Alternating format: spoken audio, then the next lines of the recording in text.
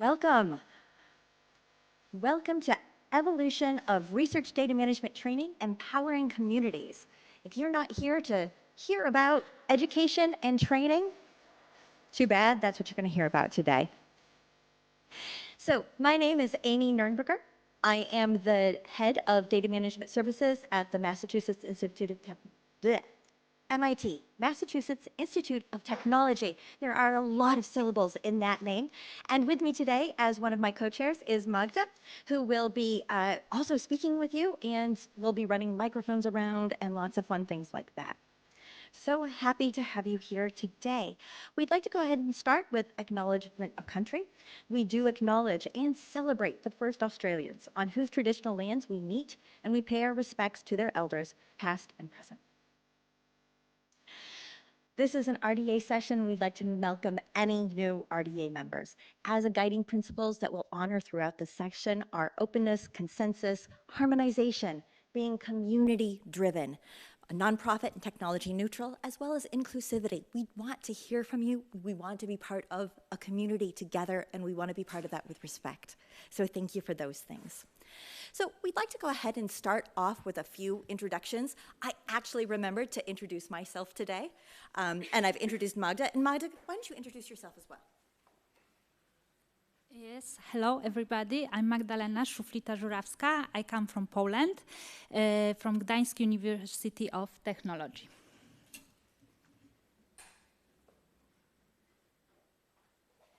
Thank you for that. And I'd like to welcome our online participants as well. If you are online, I have put links to the presentation materials and slides in chat, so you can find them there. If you are in the room, there's a huge QR code. There's a bit.ly link. Please use those, find the notes, add yourselves to the notes, put questions and things like that in there as well.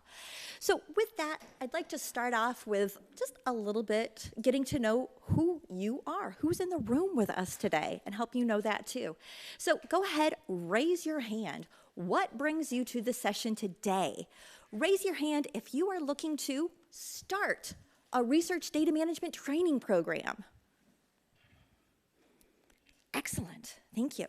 How about if you are looking to improve existing programs? Wonderful. If you're just like, you saw AI on the agenda and you're like, I have not been exposed to AI yet at this conference and I just cannot miss out on that topic. Who's there? Good to know. Just one person. That's great. Or maybe you're here just because you're curious. What is this group? What are we talking about when we talk about education and training? Okay, thank you so much for that. One more thing I'd like to get us all to kind of, now that we know where we're coming from, what's our experience in this area, right? So let's go ahead. We're going to raise our hands again. Get ready. Raise your hand if you are involved in research data management training. Everyone who's involved. Now, keep it raised if you have been there for at least 2 years. All right. Keep it raised if you have been there at least 5 years. So if it's less than 5, please put your hand down. Thank you. If you have been doing training for at least 10 years. All right.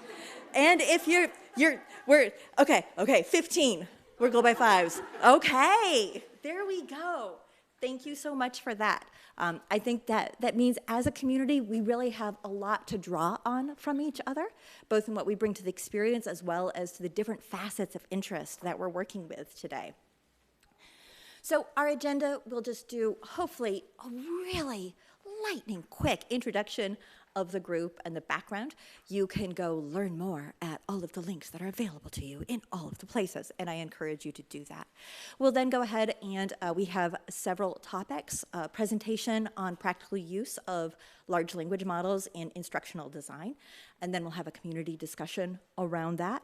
Then we'll also, some of the other topics we're bringing to the community today is really listening and hearing from each other about how your research data management training program has adapted over the years to the different topics that arise, to the different technologies that we see being used in our research communities as data tools and technology change. What are the changes that we need to see reflected in our training programs?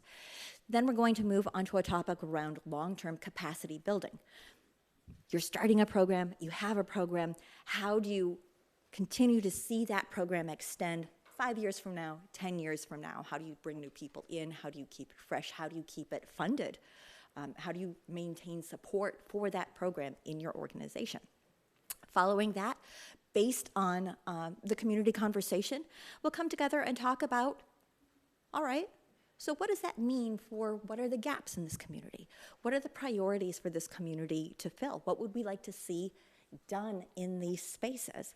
And perhaps out of that, with luck, with enthusiasm, with unwarranted commitment, we'll develop some potential points of areas that we're interested in, like someone at least committing to and working on, and we'll go from there as we talk about future plans for plenary 26, which will be online for RDA, and plenary 27, which will be in person in the UK. I'd like to stop there a minute and ask for any questions.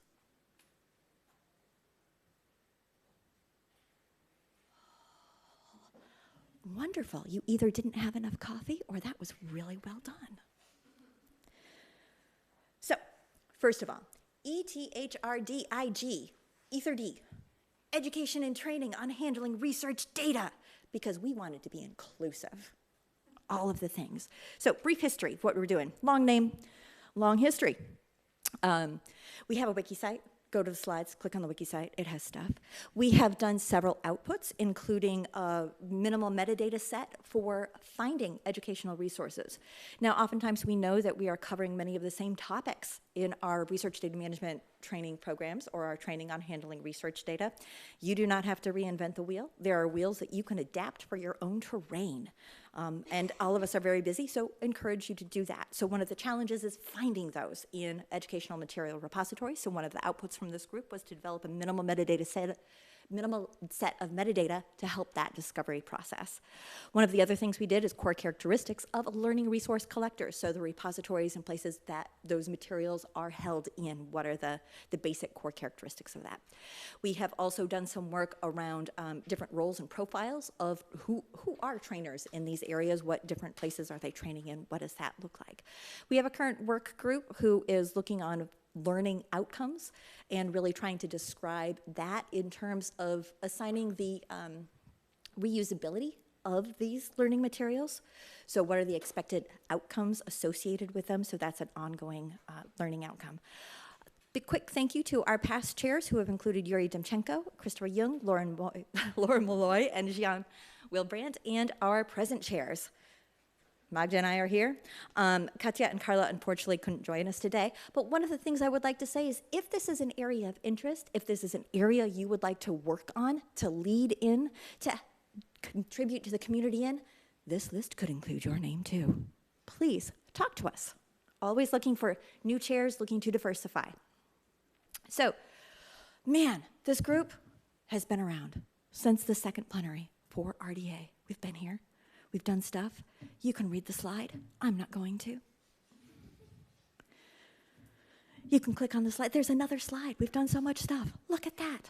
Many, many things. You can see how we've evolved. You can see how education and training itself has evolved in the space of research data management and all of the work that's done. So again, I encourage you to check out the outputs of this community and continue to contribute to the work that we're doing in these spaces. A quick touch on our current focus group that is working on learning outcomes. It has a charge around identifying those factors that are important to document the learning outcomes. So kind of like, what is your minimal metadata for learning outcomes associated with an educational or a training resource? This group is currently being led by Gavin Schatt, and you can see his contact information there at the bottom of the slide. Please reach out to Gavin if you're interested in working on this area, contributing to this group. If you can't get a hold of Gavin, please come back to us. Let us know how that is. So, active focus group, working and developing those. Finally, that's the end of history. Yes. What are we doing today? So today, what we really want to do is to have a discussion with the community representatives here. We want to explore how the research data management training is evolving to empower our changing and diversifying communities. We want to find commonalities across our communities. We want to share those and compare those experiences and insights so we can learn from each other and use that as a springboard to launch our next phases of training from all of the different points of experience that we come to in this room. We want to be able to identify those elements, those opportunities for empowering communities, because remember, we're coming from that place where this is probably a US thing, but knowledge is power is one of our slogans, right? It was on Saturday morning cartoons for children. Knowledge is power. We got that. And it's from that, it's once our communities have knowledge about research data management, they are empowered to do research data management, right? And this is where we have that expertise in our communities with our researchers, with our data stewards, to go forward and empower them to do research data management in all of its wonder, its glory, its specific expertise, right? Let's honor that. What I really want you to take out of this is that there's at least one thing you learn. There's at least one new person that you meet coming out of this room, coming out of this conference. So keep that as a central goal in mind for yourselves as well. And finally, enjoy yourselves. Have fun. This is a community of friends. This is a community of people with shared concerns. And I just can't wait to hear the different ideas that we spark from each other. So with that, I'd like to pass it over to Magda, who's going to introduce our first speaker. Thank you, Emmy. So we have one wonderful presenter today, and she's based in Germany. So do you know what time is in Europe, in Germany, right now? 3:32. Yeah, exactly. In the morning. In the morning, I have to mention that. So big thanks for Antje Manske. She joins us online. Antje, can you hear me? Yes, I can hear you fine. Can that's you hear great. me? That's great. So Antje, she works in Leibniz Institute for the Social Sciences, and she's also involved in NFDI. So Antje, the floor is yours. Thank you so much. So I have a little echo, but I think we can make that work. Alrighty. So a little bit of background about me. You already mentioned I'm with NFDI, so I'm a training coordinator in a crazy project that really tries to implement RDM services across all the disciplines in Germany. And there I'm consulting all our basic services on training and change management matters. And I'm in instructional design for close to 20 years now. Not mentioning numbers usually, but I think here it makes sense. And I have spent a lot of this time in industry and management consulting doing training projects. Alrighty, so let me switch to the next slide and introduce a little bit what we're about to do today and give a little disclaimer, because what you're about to see from me today is based on my and the practice of some of my colleagues. So this will not be a very scientific talk. This will be a very practical talk, and I really hope that you can get some inspiration out of it. Because when the call came out to contribute to the session, the basic leading question was, how did your educational practice change over the last years? And AI definitely changed my practice. So I think the first thing I tried was to create good distinguishers, and all of you who are creating multiple choice questions know that's really tough sometimes to create good false answers. And that's probably the first thing I tried in 2022. And since then, I'm evolving my practice along with my use of AI. So I hope I can give you some good ideas today. So why should you even use AI as an instructional designer, as a training creator? So I can tell you a little bit about how I use it and how my colleagues use it. So first of all, it's sometimes very lonely. When you're in the instructional design world, you're writing your training courses. So I use it as a sparring partner and to get some new ideas, right? I can also use it as a sounding board asking questions like, does that make sense with the topics that I presented to you, or does this exam, these questions fit to my training material? So it helps a little bit to get out of your own head sometimes. Also, it can speed up some of the more time-consuming portions of the analysis, design, and development processes. And I come to some examples in a minute. And you can actually produce better quality material. So, for example, for me, I have to deal with a lot of different scientific communities, right? So sometimes I don't have the examples for a specific RDM topic for a specific community on the top of my head. So I can use AI to produce these examples and have, of course, them, checked with my communities to see if they're accurate, but it speeds up this process immensely. All right, so let me give you one brief idea how I structure my prompts. And this cafe logic is not based on my own, thing. So this is coming out of the community that's using AI. There are different prompting frameworks. Next to cafe, there's also Star, which has a very similar structure. So this you can use for all your prompts, instructional design or else. So first you should give context. So tell the model, like you would tell a good friend, like what are you actually supposed to do, right? So what is the goal behind this prompt and the assignment to the large language model? This really helps. So sometimes you can give the LLM an idea of how to think like an instructional designer, or maybe you're working with persona, so you can give the model some information about the persona you're working on, and that helps tremendously. Then you give them the assignment. So what are you actually trying to create, for which target audience? The format of output. I love table outputs. So because LLMs tend to give very extensive outputs sometimes, and I love to just have a table with some pros and cons and some confidence scores about each. So that's my preferred output. But you can basically do whatever is your preference there. And then, of course, the E stands for evaluation. So you are the humans in the loop, right? And you have to be the humans in the loop. You have to bring your expertise. You have to bring your creativity, and then AI can be a really helpful tool. But you always have to check the, so I'm mentioning the CREP test here. So check the currency. So when was the original material published? Check the relevance, check if you have the authority to use it, if it's accurate, and for what purpose the output was created. And I will mention now that I'm using Perplexity AI usually, which gives you actually the sources of the AI output. So you can dig deeper and check all the relevant resources there and don't have to rely on the summary alone. So that's something that I like because I'm a control freak. All right.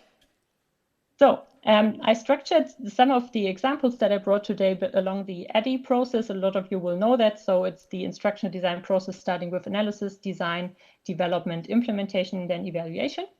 And here are some practical things that I do with AI in analysis and design. So first of all, if you're starting with the research into a topic, like I already said, Perplexity is my tool to use here because I get the resources and I know where I can do some further research. Also, if you haven't tried it, try Google Notebook LM. I've just played around with it, but it's actually creating podcasts out of resources. It's pretty amazing. So it's creating a podcast with two different voices talking to each other, and it sounds completely natural. So it's crazy. Some people I know use that as a morning briefing when they go to a client, for example. So yeah, that's pretty cool. Then I know that a lot of people who have not studied instructional design really struggle with creating good learning objectives. So LLMs can definitely help you there. And I've included a sample prompt here that I will not read aloud, but you have it in the material. And I will also share a little handout at the end of the deck. So you can use that when you have your final course requirements and the goal that you want to have in your course to create these learning objectives to really help along the design process. Because once you have your learning objectives with actionable verbs, you know exactly how to test, how to train, how to practice, right?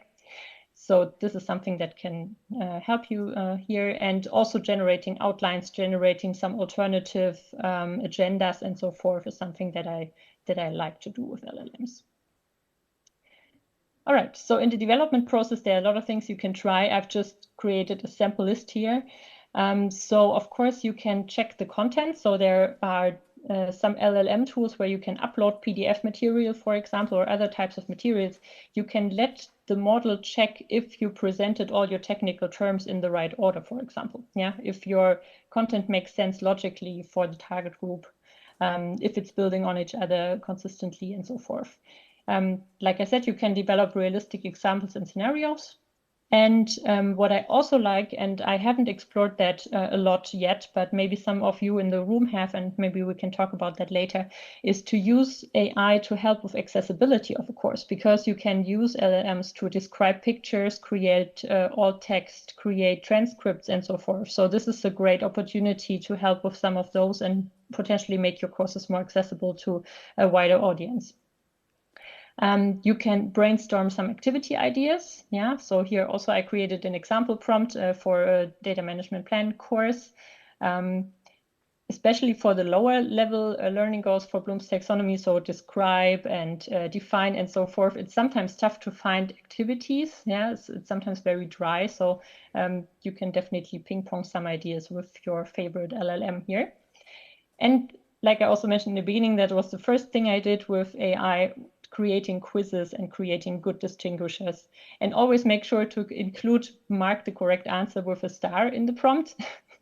Otherwise, it might be difficult. And also a little tip here, create way more answers than you need. Then you can select from those the ones you like best and that fit the best. All right, last but not least, implementation and evaluation. So during implementation, I'm not someone who likes to write these promotional texts, so I really struggle with that.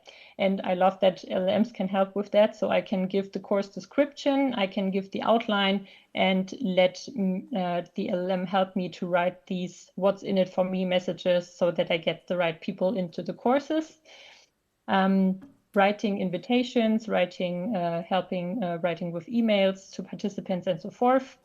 So that speeds up this process tremendously. And during evaluation, you can use it to summarize open text feedback. So of course, be careful to not include any personal information. Yeah, but you can use that if you have a lot of free text answers in your participant feedback to summarize that and suggest some next steps based on that.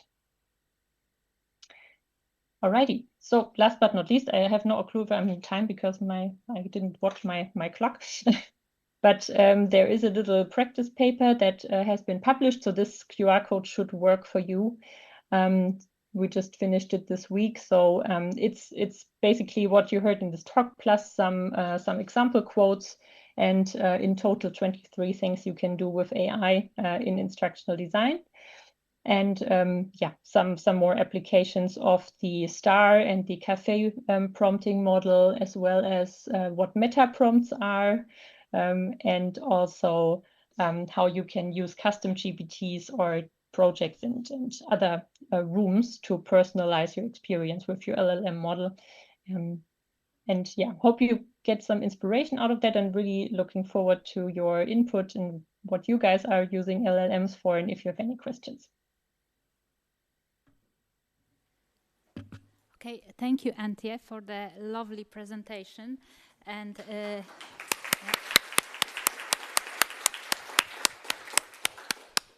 and thank you that you changed your internal clock to our Australian time. And I must say that I'm so curious and fascinated with this cafe prompting, because in my trainings, I usually used cafe like an open cafe for training for researchers. So we are organized very quick sessions in the format of cafe. And now I have brand new ideas. So in that moment, I would like to give a chance to ask Antje a questions. So anybody?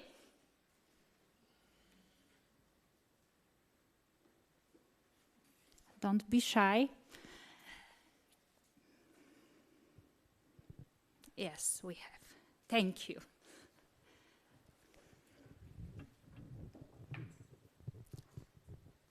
My name is Susanne den Boer, University of Copenhagen. As I indicated in my hand raise, I've been doing training for 10 years, but every time I run a new data management plan workshop that is tailored to a certain audience, I dive into their literature, their articles, the type of research they do, and I try to myself pull out cases that I can use for discussion inside of the DMP workshop.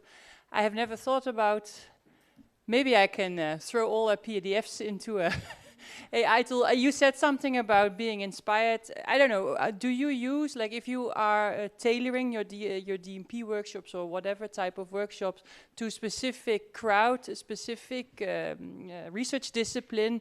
How do you do you use AI to kind of create really relevant cases for them, or like, can you say something about that? I think that would be really useful. How would you do that, literally?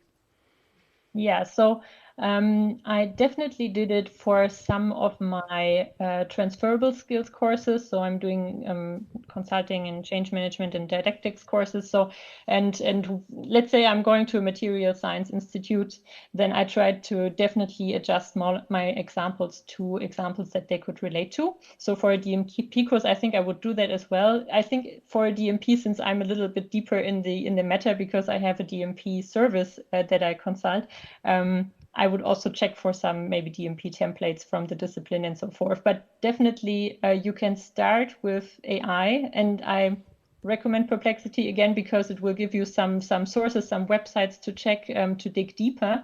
But I would definitely recommend that. It's just, you all know that, yeah, when you do training, relevance is the main thing that grabs the attention, right? And if you can make some of the examples and exercises relevant to them because they are closer to their work life and reality, I think that can go a long way. Okay, thank you. Any other questions for Antje? Yes, we have in the middle. Thank you.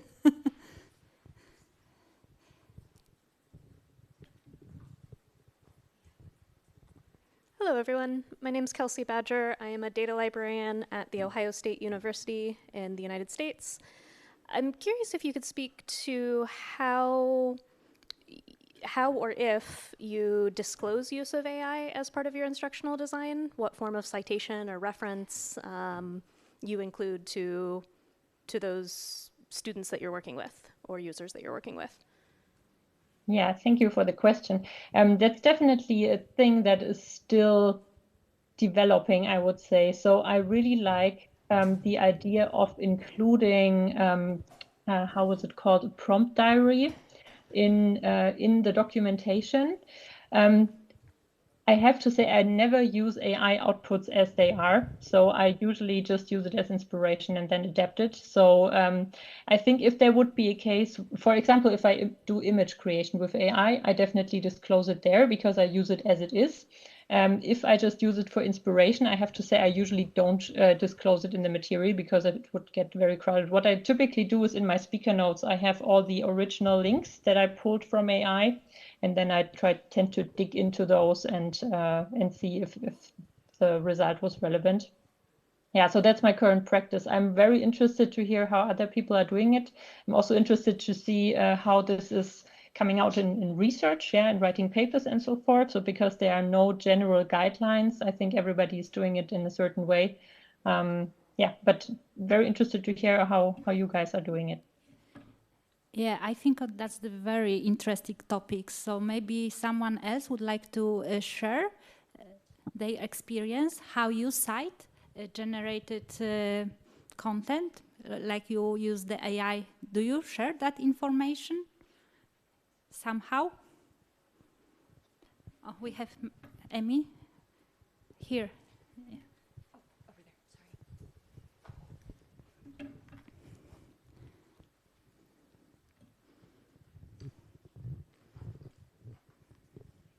Thank you, Maggie Smith, Geoscience Australia. It's not a very sophisticated example. We have a data repository, and if the products that the scientists produce involve artificial intelligence or LLMs and things like that, we require that they put some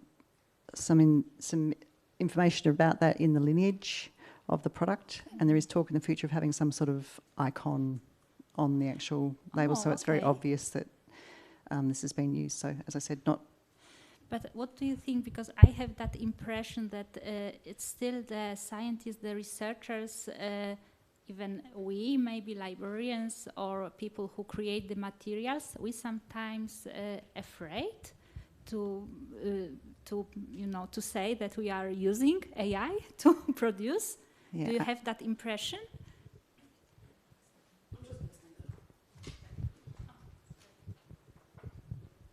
Thank you.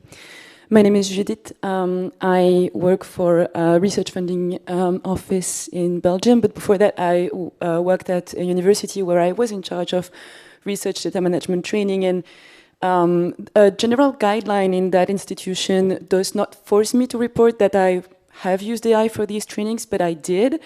And in certain research communities, it was actually fairly poorly received.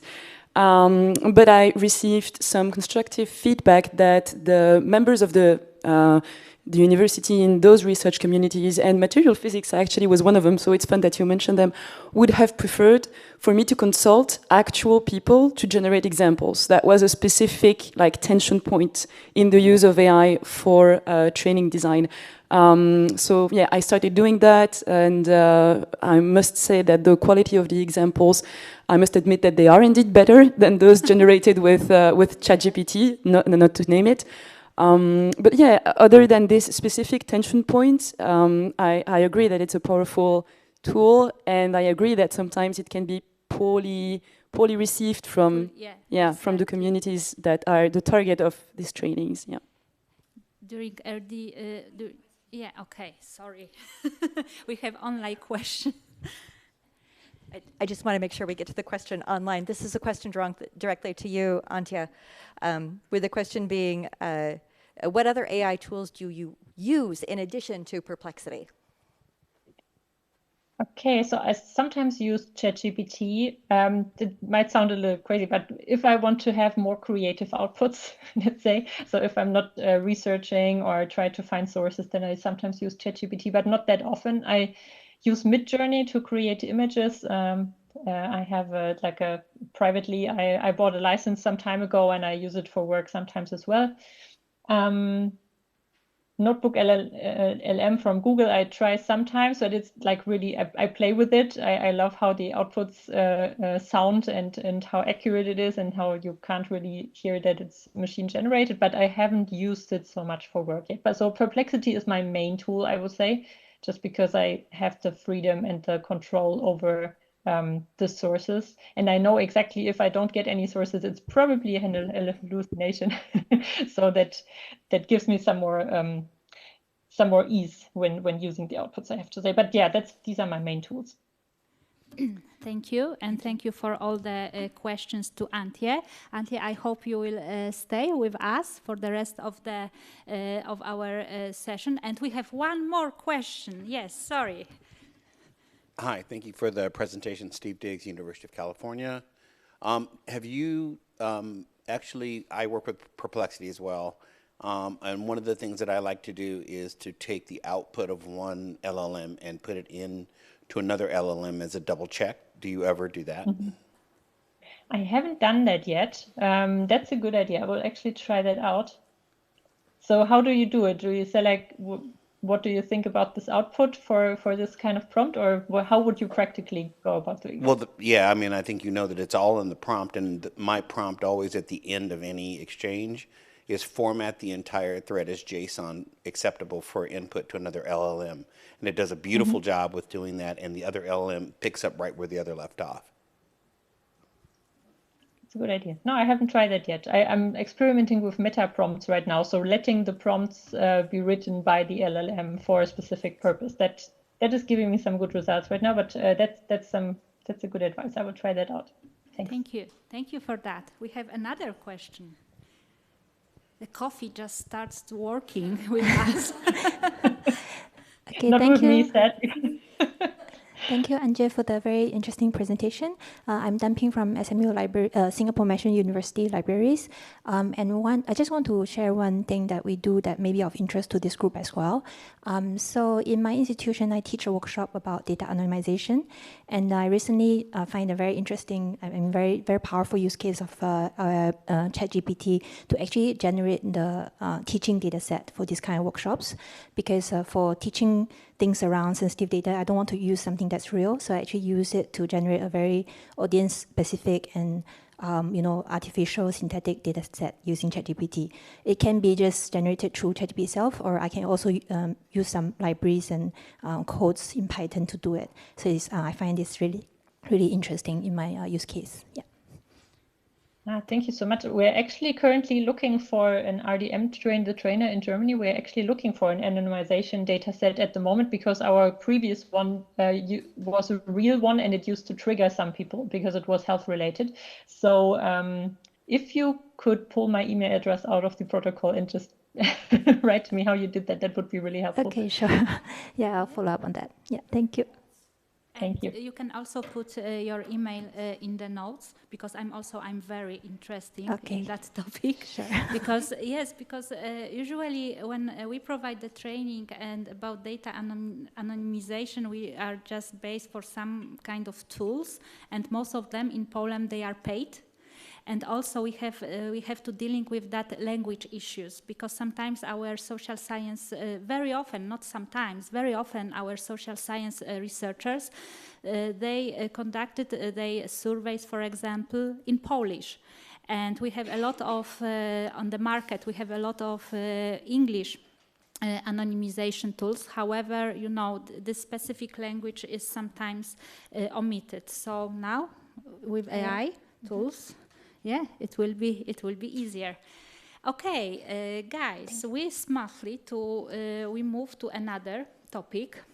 So thank you, Antje. Thank you again for your presentation and that you are here with us today. And now let's go.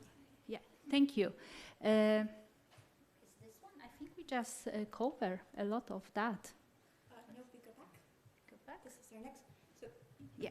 So I just pass. You're good. That was smoothly done. Thank you, Magda. Thank you, Antje. Thank you for your thoughts. And if we want to get more into some of these AI, using AI and how we can successfully use tools to enhance and extend our training, let's make sure to hold those thoughts, or go to the notes, sign in, enter questions, enter information, enter how you would create a synthetic data set for anonymization training. So we're moving on to thinking about how we adapt our training across disciplines, across regions, in response to institutional priorities, policy shifts, and evolving researcher needs, regardless of where those evolving needs come from. We've just talked about AI and how we personally might think about doing citation, doing credit giving, doing acknowledgements, but certainly our researchers need to know this for their research data workflow management as well when they're using these machine tools in their processes. What is the right way to report on that for reproducibility, for integrity, and things like that? So ask you to take your minds and keeping new tools in space, move them into this place of how we adapt our training. How do we think about going about to change? Do we do surveys? Do we do consultations? Where are we in that space? And, take a minute, think about that while I refresh my timer so I know how long we're spending on this question, and start coming up with some things to, what's your particular situation that you've had an opportunity to adapt in this case? Or are looking to adapt and want to ask other people, I have this thing. What have you done?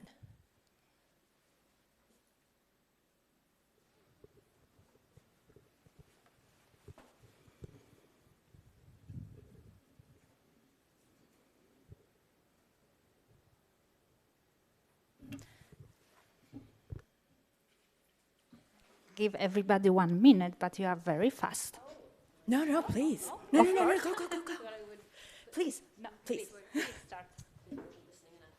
My name is Bridget Lander, and I work at a research institution in Auckland, New Zealand, and I do, part of my role is RDM training. So I have a kind of my vanilla flavoured RDM training pack, and then for different audiences, I've delivered that in a, flavoured version for early research, early career researchers, and then more recently I've delivered it to international development researchers. And so, for example, they're more interested in things like privacy and tools for working overseas and offline, and also how to share data with people in very kind of unique situations. So is that kind of what you're asking? Yeah, and what happened? What was the process that you went through to change that audience, to adapt that training to that audience? Right, so initially I sent my vanilla flavoured ones to the IDF kind of one of the managers, not the manager, one of the team managers there, and asked her to look through it. We had a chat through that, and she pulled out some areas that would be more relevant and less relevant to her people, and then we managed to kind of follow that up with a bit of feedback. And I did ask at the end of the delivery of that session too about what bits were useful and also which bits weren't, I guess.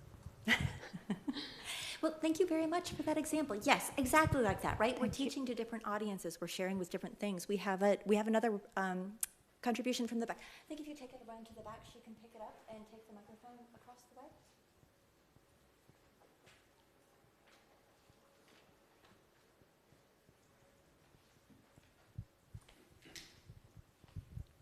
Yes. Hi, Johan Philips. I'm the research data management coordinator of the University of Leuven in Belgium. What we try to do is get as much as possible the feedback of the researchers into the evaluation of our trainings, which is obvious, I guess. But every year we try to collect this information when we set up our training calendar. So we have about 30 trainings every academic year or every year, and we try to then adapt. Sometimes small, sometimes bigger adaptations to those needs or to those feedbacks. That helps for us. What's still missing for us there is that we don't get the input from the people that don't come to our trainings. Sample bias. We all deal with it. Yeah, which is basically the input we would need to know if we are offering the trainings that researchers need. So that there's a bit of the issue there. Survivor bias, yeah, true. Exactly. So yeah, and then what else do we do? Yeah, so we take also into account the questions that we get in the help desk. So we have also a help desk. We give advice one-to-one. So we try to get a whole picture of people that reach us, what they would need, and then we try to adapt. And what we did in the past year, so we had a lot of training on basic trainings 5 or 6 years ago on DMPs and on what FAIR principles are. We still have them for the PhDs or for the new people, but we also merged or we moved towards more practical advice, more specialized trainings for people who already know what the basic principles are and then try to adapt to those needs. Thank you for that. Is there anything that, looking back on those experiences or your current processes that you would do differently? I would have moved much faster to more practical advice and help and less on funder compliance and DMP trainings. Yeah. Excellent. Thank you for that. Thank you. Can I have one follow-up question to you? Sorry, I have the mic Co-chair's now. privilege. No, I just wanted to ask about, is it online trainings or face-to-face training, or maybe you have seen the difference that now you are moving to more face-to-face from online, or I don't know. So we start with a lot of online, doesn't matter, I guess, but we start with a lot of online trainings, or at least both. We did physical and online, and we see that what for certain topics, of course, workshops or hands-on works best in a physical form, but we still have also a lot online because we have 10 or 12 campuses across Flanders, so we cannot say every training is in Leuven and then you have to come to Leuven. So that's why we try to accommodate to the people that are at remote campuses to also join. Yeah. Thank you. Thank you so much. And yes, but no, he was first, I think. Was yeah. first. Yeah. Okay. Okay. Hi. Thanks. My name's my name's Ainsley Painter, and I'm a research engagement librarian currently at Flinders University. But I've worked back and forth between university libraries and government research institutes, and I found one of the biggest differences was the different carrots and sticks that worked between university researchers and, let's say, the government organisation researchers. All of the things that university researchers paid attention to, like potential increased citation counts by having well-managed data, the government researchers did not care about that.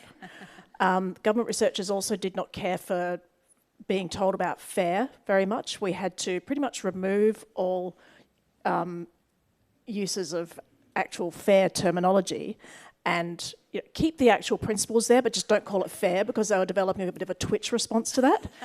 And instead we replaced it with more emphasis on risk mitigation. Yes. So that was the main difference that I noticed. A lot of this training was delivered at fairly, as you say, vanilla levels. That's a really good, I like that. Broad or high levels, not necessarily delving specifically in, but the way we approached it and the terminology we used, we found that some things were more effective in different organizations. Yeah, thank you for that. That's a great point about how we have to adapt our training in order to be heard by different audiences, and being sensitive to that and being consultative with those audiences about understanding that. I think Joseph was next here, and then back here. Yes. Hello, my name is Joseph Gum. I am open to work, in case any of you have a position for me. But in the context of this session, I usually lead a couple of summer schools, hackathons, workshops each year.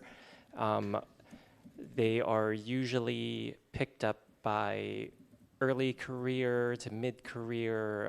A lot of them, this might be their first ever training with research data management, very heterogeneous bunch from all over the world. And it's even just to get research data management on the board, because everybody else wants to talk about how to actually do data science, how to program well, how to use the latest library or do their research, and just asking for 30 minutes or 1 hour to teach these people about research data management, how to get a DOI, how to put things in a place that I hope all of you pick up on and follow up with them later in your institutions. But I will never see these people again, generally speaking. And so trying to develop material that I can reuse across many different populations, worked with people from every continent except Antarctica, through many different time zones. Some people are calling in from India, where it might be 2:30 in the morning for them, and just trying to deliver something that works well. Thank you for that. I think back Thank here. you, and I'm happy that you mentioned that time-consuming. I'm very predictive, you know. You can see I'm working, working. Yeah, it's always a problem how to put everything in 1 hour. Yeah, 1 hour workshop. Hello, everybody. I'm Hannah from the Swedish University of Agricultural Sciences. We do quite a bit of training, but perhaps not in the sort of, I don't know what the rest of you guys would label as training, but we teach smaller groups, like research groups and departments. And what we find works quite well is if we pull out examples from their specific work, like we look at the publication patterns, we look at where they publish data, if we can find it at all, and we use that as a basis for trying to explain the sort of finer points. Why should they focus on publication in a good repository? Well, because you see, if you use that particular one, you don't get a DY. Why is that a bad thing? So it sort of lands where they work, and it gives them more of a carrot rather than a stick to sort of focus on their own management problems. Thank you for that. I think, you know, as all of us who have participated in training and education, that idea of teaching to adults, right, is somewhat different than teaching to children, which is why there's the term andragogy that's specific to teaching for adults, and the real need for adults to see the immediate practical implication of what you are sharing with them. So keeping that in mind, I think, is a great thing. And we have here, here, and here, and then I want to touch on a few things that have appeared in the notes. In advance. Yeah. So many thoughts. Alexandra Lazic, University of Belgrade, but the work that I'll be sharing now is done with the ABRIR network, which is an international network of social science researchers from the Global South and Southeastern Europe, as it happens. So for our latest project, we are developing several workshop plans, and the one we have finished most recently that I've led the creation of is aimed at researchers from the minority world, so from developed countries, Western countries, to engage in helping to create open science, be more equitable and diverse and inclusive. And for that, I did use AI tools. And maybe if I heard Antje's talk first, maybe I would have done some things differently, because I wasn't even aware of everything that could be done with those tools. I just use it mostly to brainstorm ideas on what kind of activities can be done. But for example, I now see that maybe we also incorporate quotes from researchers that participated in our previous hackathons from the majority world, and we are considering that maybe there are some anonymization issues with that. Did we get their consent to use their quotes? And maybe with AI tools, maybe we could have created a new set of quotes based on their quotes that are artificial qualitative data, I guess. But yeah, let's leave it at that. We still have to pilot that workshop plan, and we'll see how it goes. And the next workshop plan that we want to create, and I have no idea where to start with, is on ethical data sharing from of data sets collected during big team science projects that are on the rise in social sciences. So you collect data in many different countries at the same time, and as it happens, those kinds of projects are usually dominantly led by researchers from the minority world. So how do they handle data collected in underrepresented countries? Are there equal partners or not? How? Yeah. So you said to also share those kinds of dilemmas. So if anyone wants to jump in on that, yeah, I would appreciate it. Thank you. So we have just time for Lisa, and then over here. Yeah, hi, my name is Lisa Lechtel. I'm with RDM Europe, but before I used to work for a research performing organization in Italy, where I did quite a bit of training. And one thing that, at least in the European context, where TMPs were something that very much came through funder mandates. At first, we used to talk about those TMPs to the researchers as something new, that is a new requirement that they have to do, and they now need to manage their data. And at one point, we realized that this was actually a really wrong way to approach it, at least with that group of researchers. And we started talking about, you have always managed your data. Kind of like really giving them this impression that we are not asking them to do anything new. We might be asking them to do something slightly more consistently, maybe record what they're doing, but kind of like moving away from the language of this is new and moving away from language that we are disrupting their practiced, esteemed workflows, really help to the acceptance of training. So for me, that was like a big learning experience in the course of delivering training of how to shift language. And also, for example, in Europe, there's a lot of emphasis on open science, which was a language that completely did not work with the researchers. So we dropped open science completely from all training. And like colleague previously said, I eventually also dropped FAIR from training and just talked about the principles. The actual work. Thank you. And then just now we in have this section care we have principles. So imagine FAIR, care, trust. Hi, I'm Ingrid Constanze Odegaard. I'm from the University of Oslo, but also from a Foundation Children Born Abroad project, and also part of the CodeData IDPC group. I think I'm just thinking about a lot of what has been said. I don't have so many recommendations. I probably have more questions, because when you talk about the governance data, I work a lot with NGOs and the civil society sector, particularly in what we are developing now in the UNESCO CodeData, policies for times of crisis.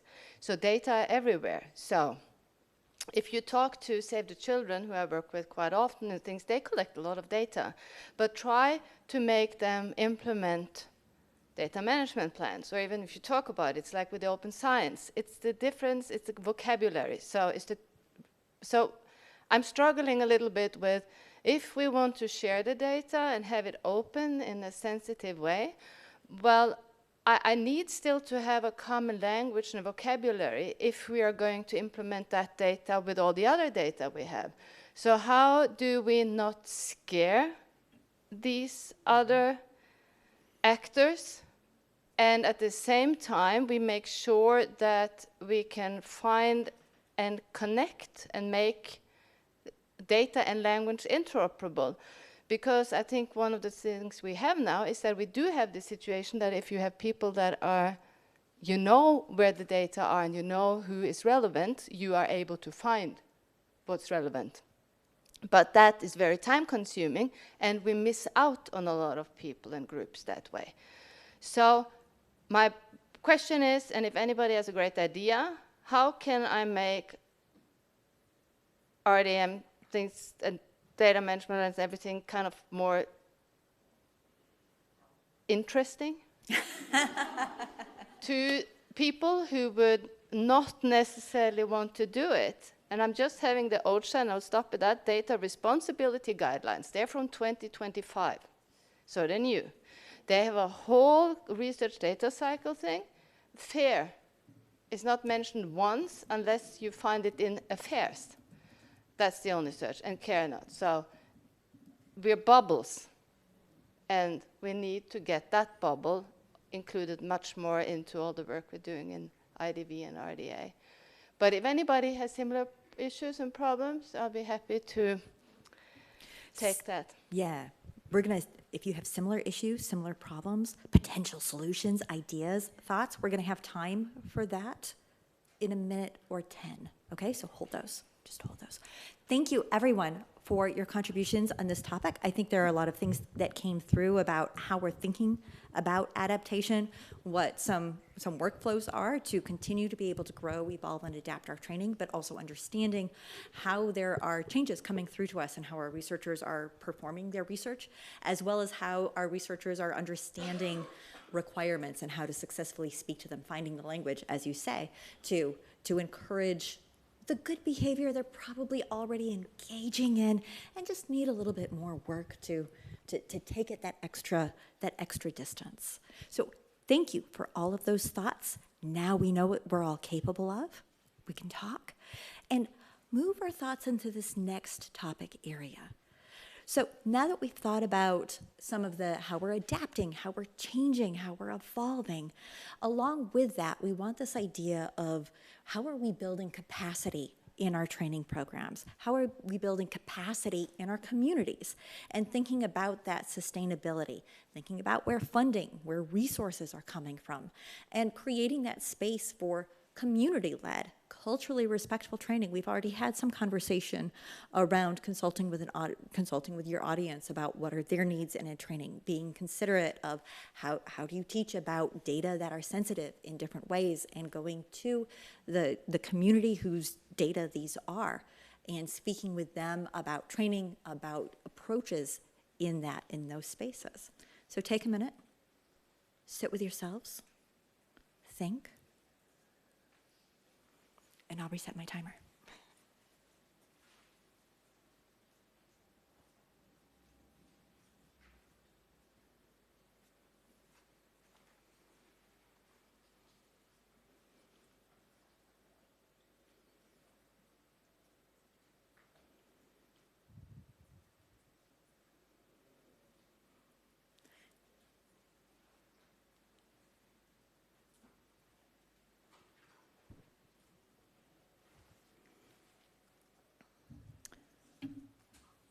All right, so I know we've already touched on this topic, so there are people who have things to say about what you've done in these spaces in terms of capacity building and creating space for the community-led, culturally respectful training.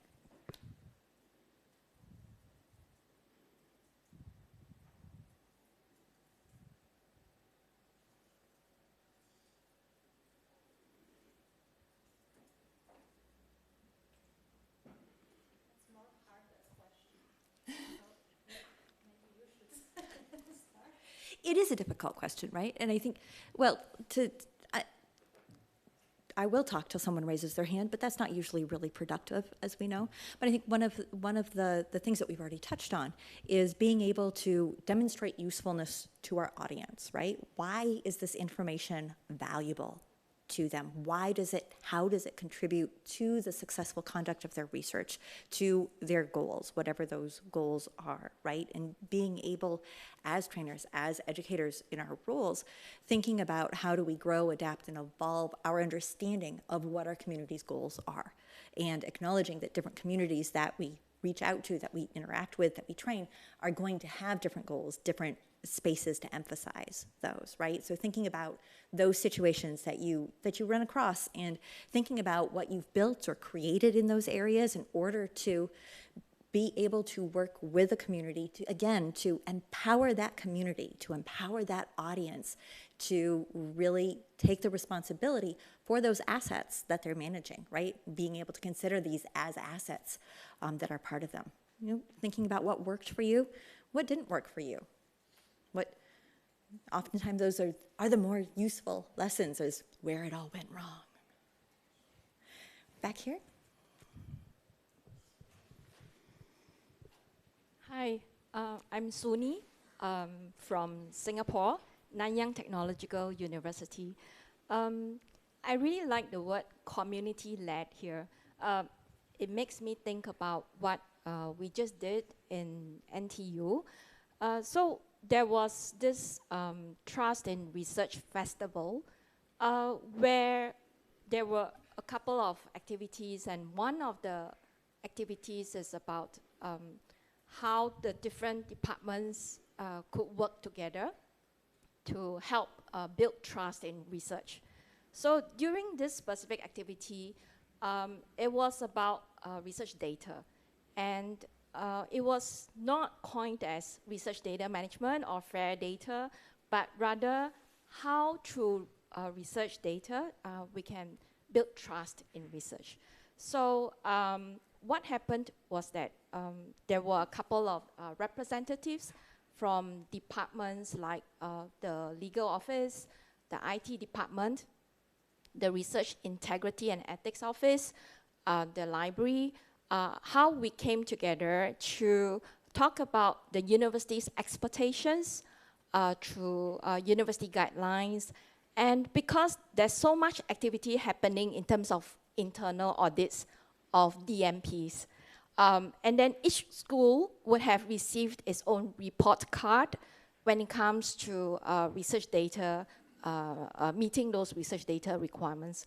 So when we invited the schools, maybe you call them departments in your universities or faculty, but we call them schools in our university. So we invited the schools to come together in a lecture theater, and then we were trying to connect the dots to not the researchers per se, but really the communities that, the community representatives. So it's a mix of faculty members, the research support administrators, and anyone else who is helping to support this space together. So it's not just DMP workshops that we do, but as much as possible, we try to reach out to the other stakeholders within the community. Yeah, that's what I want to share. Yeah. Thank you so much for that.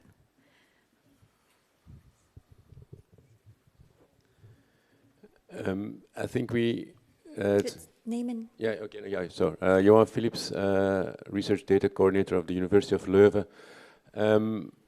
It's a complex question, or we try to approach it in a holistic way, in the sense that we combine policy, infrastructure and training, because that's the only way I think that you can achieve capacity building.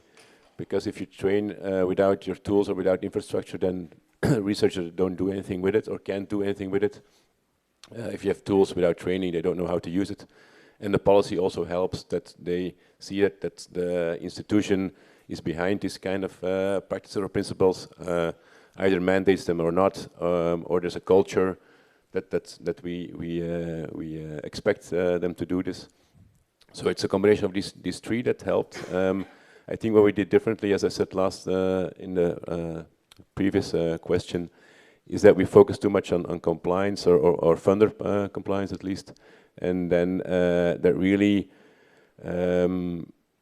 didn't help with capacity building. So if you say, okay, DMPs are mandatory because your funder demands them, and then you give DMP trainings, okay, they will definitely see this as an administrative burden, and they will not do anything about RDM practices. So really helping them with bespoke training is much more, is a better approach. And then combine it with the right infrastructure. We try to give a seamless integration between different tools. So from a DMP tool to the active data management platform and the data publication tool, that it's really is evident for them that it helps their research. Yeah, thank you for that. I think there are a couple of really great points in there, some that we've touched on before about, being able to say that this is not a new thing. This is not a new burden on you, but also the idea that like the backbone of sustainability are the connections you make to other systems, to other places across your organization or institution to continue to contribute and give the tools that make the training that you're giving possible to actually implement. Yes. Yeah, Susanne Den Boer, again from Copenhagen University. I would just like to supplement what my neighbor said. I think our researchers get really tired of hearing about rules, even though our leadership thinks that's the most important thing. Compliance, right? GDPR, funder requirements, all of this. So they want us to come out and raise awareness for legislation and requirements, but research actually get tired with the stick argument the whole time. So I have noticed that we actually have to really stress the carrot and then sneak the stick in somehow. And for example, one of the things that I can always, like in FAIR context, for example, FAIR is very abstract for most researchers, but if I start to say, okay, let's start FAIR locally, right? FAIR for your own research group. You as a PhD supervisor, in 10 years from now, how can you still find the data that your 10 PhD students in the last 10 years made? Where is it? How can you open it? How do you understand it? Start there, right? And that rings a bell with them because it's an actual problem that they have there.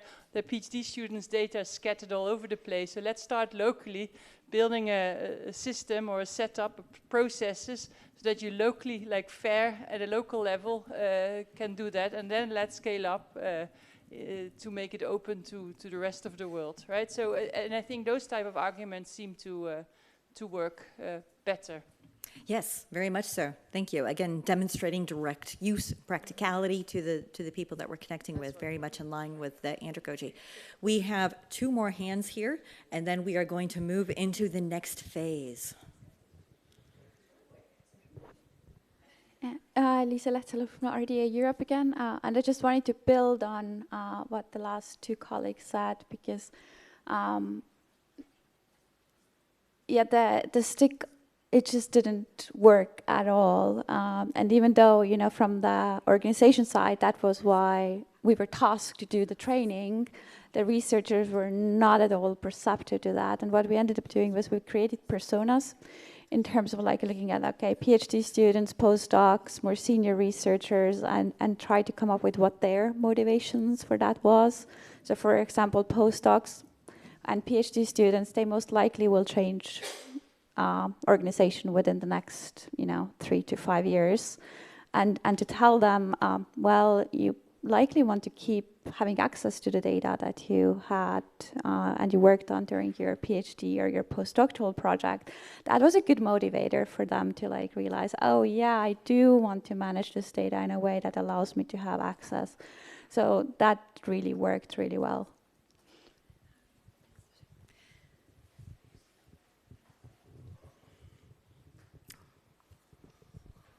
Kelsey Badger, Ohio State University in the US.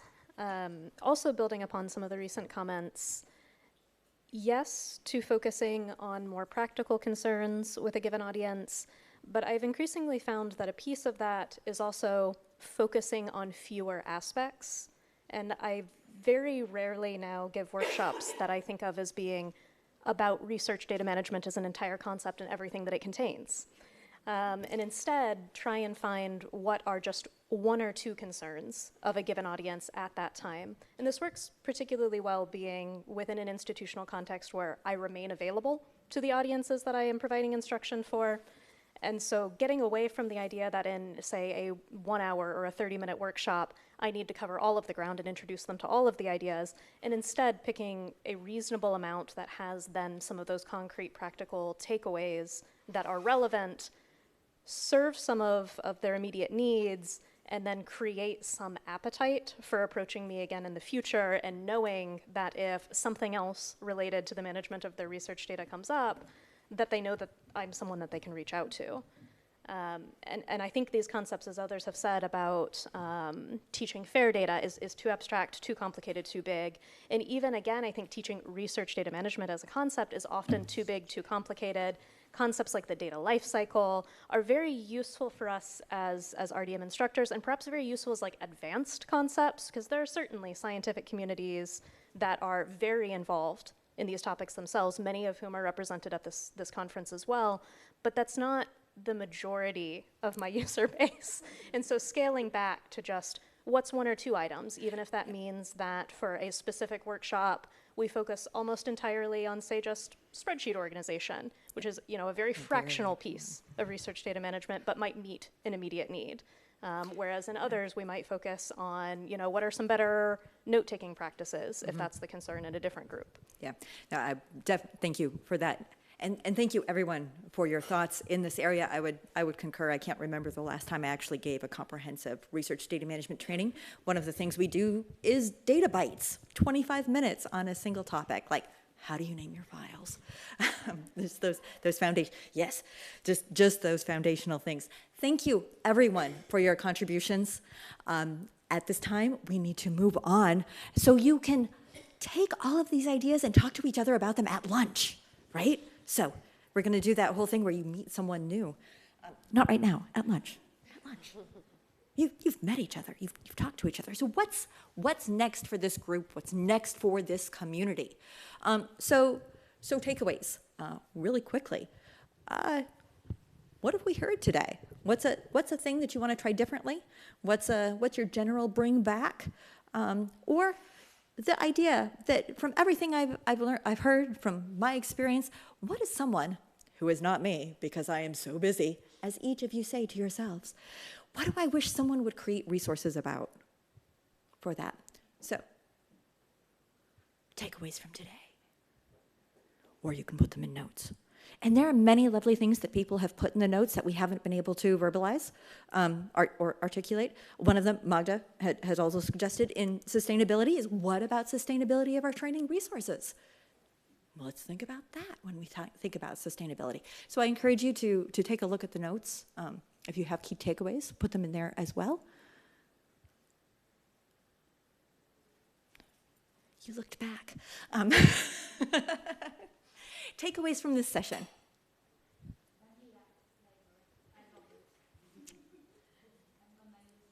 Which one? Oh, vanilla flavored. Vanilla. But vanilla is a very complex flavor. Generally inoffensive. Data bytes. Yeah, thank you for that. Other takeaways? Yes. You would like someone to produce a few activities. Oh. Around RDM concepts, I would like to let you know that there is a card game actually out there around RDM concepts. There's a whole thing where you can get a card deck and go back. Austria? Göteborg. Go. Can you use the microphone? Yeah, we have some kind of gamification, Yes. RDM training. I think Jeanne, she prepared Jeanne. kind of cards, and also I think someone from RDM escape rooms. Have you heard about that? Okay, I just give you. So this definitely this RDM cards we can share for the next plenary and this escape rooms.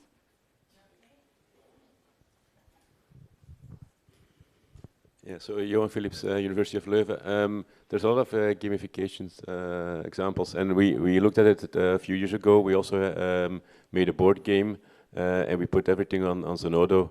I can share the link. I'll put it in the notes. Thank you. So and there's more board games, also a Lego game I think that there is, and a lot of card games. One from I think Dans in the Netherlands is a card game. Then there's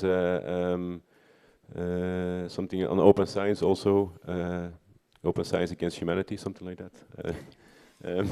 I don't know what I didn't play it yet. All the humanists just went. So there's a lot of material to do fun activities on RDM. Just passed on to my neighbor. I actually just, Susanna Copenhagen again, you mentioned it, I do the Lego game. I forgot who made that in the UK university, Lego for metadata, and that really works really well. You need about 1.5 hours, I think, to really properly do it, but if we have a whole day teaching, I think a PhD student really like that one.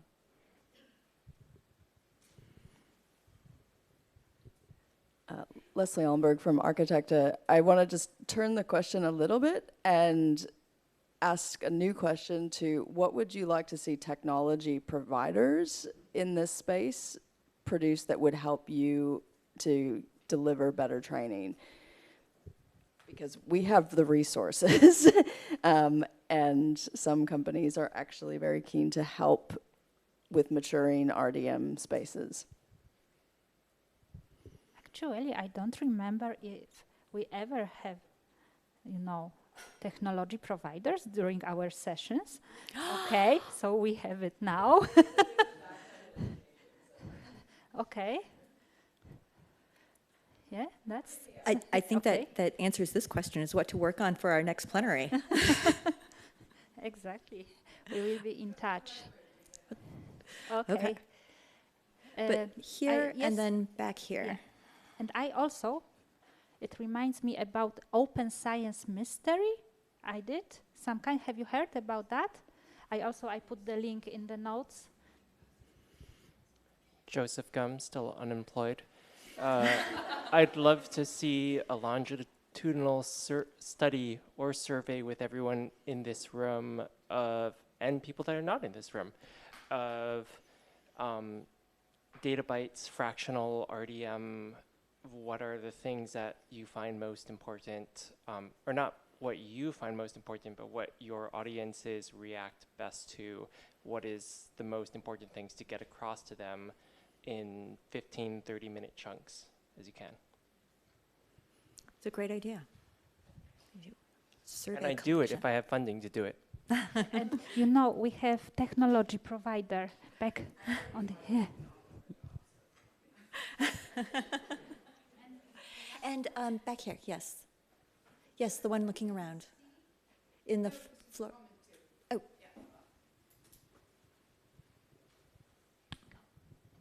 Hi again, I'm Hannah from Sweden. I was just a comment to the card games. There's a version of the Card Against Humanities that is adapted to research data management. And I think it was produced by Bristol University, and it's hilarious. So, I mean, look it up and use it. It's really good. And also I think some of those card games or card tools are useful for that fractional topicing as well, so you don't have to use the whole game, but you can use pieces of the game in order to create those spaces to work and teach in. So thank you for that as well. And thank you for your collective takeaways. So coming out of this, we are a community together. So we have a couple of ideas of what to work on. One is, in essence, a survey of how of both, like, what are the small topics that you're finding your audience to be very interested in, and how has that interest changed over time? That's a potential idea of what to work on. If people are piqued by that idea.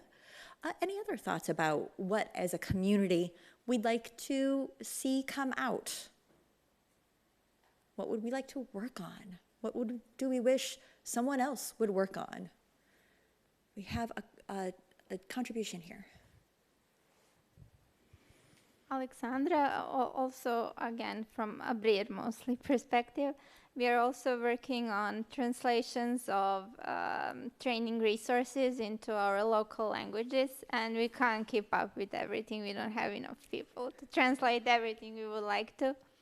And yeah, of course, everyone speaks English and knows English and can learn things in English. But sometimes, yeah, I mean, that's the main argument people give.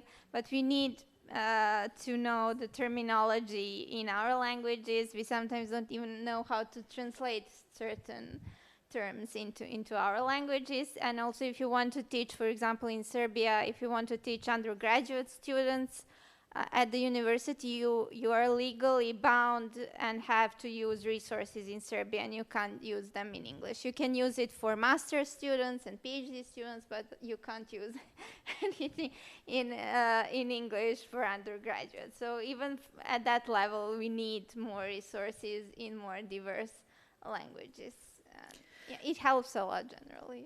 No, I think that's a great point, and also a great point where large language models can help with the current resources and translating those with a human check on those. So it's a great application for, again, those different audiences and different communities coming forward. Kit Greenhill, ARDC. I really like the emphasis that there's been on how have we created better, what are we doing to make things better, but less on, okay, what happened? How can we share what happened, what worked, what didn't work? Because there's a lot of, I adapted and da-da-da, but I'm really interested in something about evaluation of how it worked and then sharing that evaluation so we don't, do the same thing again. Let us learn from all of our collective experiences. I think that's a powerful thing for the community as a whole is, we often are like, researchers need to do the extra documentation, and I'm sure they're doing the things already and they just need to go that extra step. In a spirit of self-reflection, I think that's maybe true of our own community to an extent as well, where we're doing the assessments, we're doing that learning, but how are we sharing that learning to the rest of the education and training community in the research data management space, in the space of handling data and working with data. So I think this is a really something I would put back to the community, and thank you for that, to think about how do we effectively share what we have learned, just like we ask researchers to share what they have learned from their research. So thinking about that as a space, and perhaps that is a topic we can bring to Plenary 26 along with technology tools, and perhaps for Plenary 27. So thinking about that, are there other topics? I think we've had some great topics to come up and some fabulous discussion. And I'm going to do something that's very USian right now and ask each and every one of you who have participated in this, shared your experience and knowledge, shared your engagement and your attention. Give yourselves a round of applause.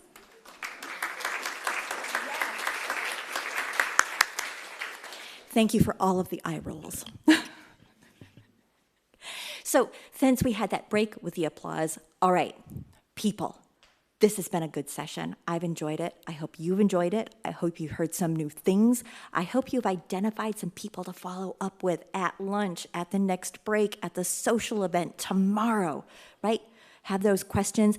Maybe you have some solutions. 2 questions that have been asked in that space. So thank you for that shared thought. Thank you for participating in this community. I'd like to encourage continued sustainable participation in this community and ask you to think about, what do we as a community want to approach for our next plenary when we have a chance to join together virtually for plenary 26 or to join together in person for plenary 27. And thinking about those topics, you can put them in the notes. The QR code is gone. But, you know, there are notes. I'm sure you can find them. You're all intelligent people. Put them in the notes to bring that up. Think about that. If you're like, I have a thing I want to talk about because I think it is great for the community, let us know. If you are someone who is like, you know what? This community needs a different focus. This community I want to participate in.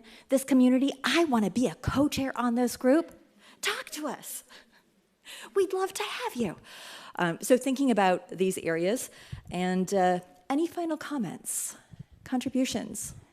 I have one comment. Magda. That we are looking for co-chairs from different parts of the world. Yes. Because at the moment we have Amy, and she represents United States, and we have me, Kati, and Carla, and 3 of us, we are based in Europe. So, frankly speaking, we are looking for maybe you from New Zealand. I just was a little bit, yeah. But we would like to share experience with people globally around the world. Yeah. Yes, thank you so much for that, Magda. And I would encourage you, again, take a look at the notes. If there are things that you would like captured in the notes, capture them in the notes. If there are things that you see in the notes, take advantage of that. Thank you for our online participants who also contributed to the notes and contributed to the ideas. Like I said, we didn't get a chance to articulate all of those. Please check them out. And then, with the sound of zippers echoing through the room, I invite you to lunch and further conversation. Thank you all.